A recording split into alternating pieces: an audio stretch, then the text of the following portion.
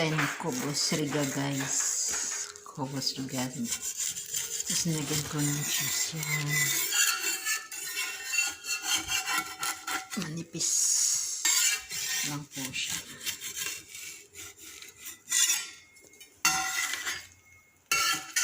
Pwede lagyan ng cheese. Pwede eggs with cheese. Pwede rin siya cream and honey. Sweet flavor.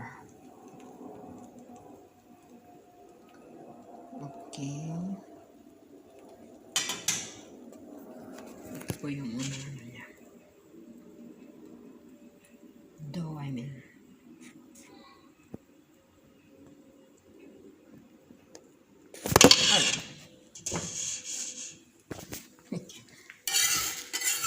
Tapos, yan na siya. Parang papel.